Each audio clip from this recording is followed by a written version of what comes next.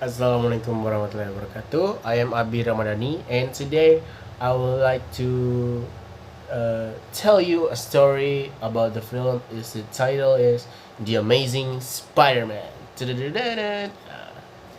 So let's begin. The story begins with Peter Parker, a smart but socially awkward teenager living with his Uncle Ben and Auntie May in New York. His parents mysteriously disappeared when he was young, leaving Peter with unanswered questions about who they really were and why they left. One day, Peter finds an old briefcase that belongs to his father, which leads him to Oscorp, a powerful scientific company. There, he sneaks into a restricted lab and is bitten by a genetically modified spider. Soon, strange things start happening. His strength increases, his reflex sharpen, and he can stick to walls. He's changing. Tragedy strikes when Peter lets a thief get away, and that thief ends up killing Uncle Ben. Consumed by guilt, Peter realizes he must use his power for good. For his moment on, he becomes Spider-Man, the masked vigilante who protects the city. As he continues searching for answers about his father, Peter meets Dr. Curtis Connor, a former colleague of his dad, who's working on a limb regeneration using lizard DNA. Desperate to prove his research, Connors tests the serum on himself. It works, but also turns him into a monstrous creature called the lizard. Connors, now fully transformed, believe humanity can be improved by turning everyone into lizard hybrids. Peter must stop him before the city is changed forever. Meanwhile, Peter falls in love with Gwen Stacy, a brilliant classmate who also happens to be a daughter of the Captain George Stacy, the police chief hunting Spider-Man. As the lizard plans unfold, Gwen helps Peter create a cure. In final battle, atop Oscorp Tower, Spider-Man cursed Connors and saved the city, but Captain Stacy is mortally wounded during the fight. With his dying breath, he makes Peter promise to stay away from Gwen to keep her safe. Peter agrees, but love makes promise hard to keep. Peter is now a more confident hero, balancing his dog life, but guilt over his promise to Captain Stacy still haunts him.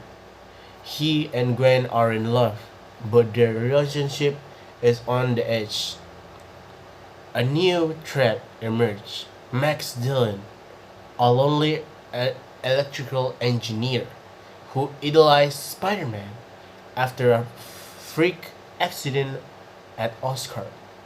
Max becomes Electro, a living powerhouse of electricity, angry, unstable, and dangerous. At the same time, Peter reconnects with his childhood friend, Harry Osborn, who's dying from a genetic illness.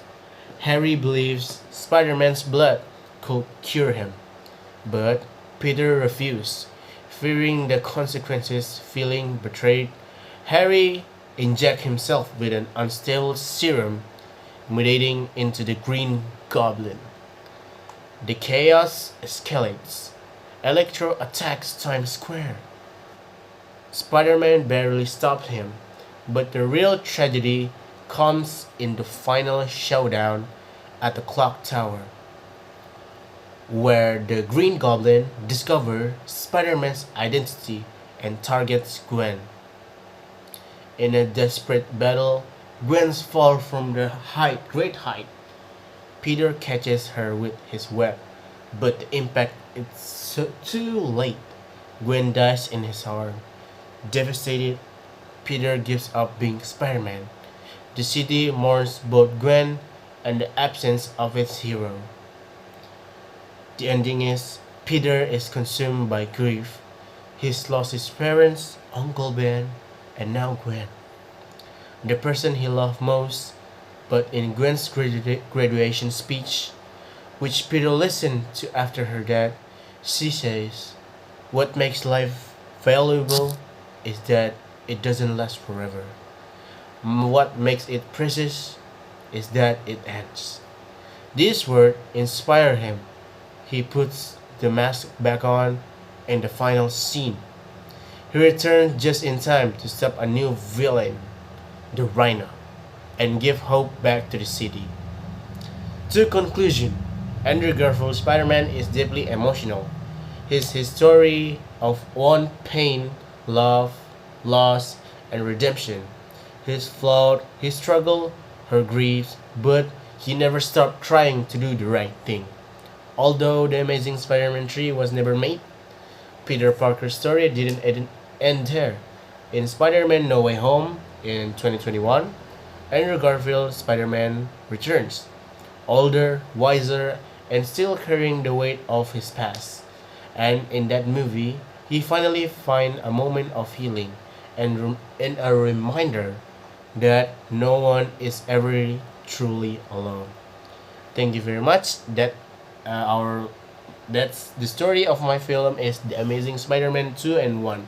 Thank you very much. Wassalamualaikum warahmatullahi wabarakatuh. Bye bye.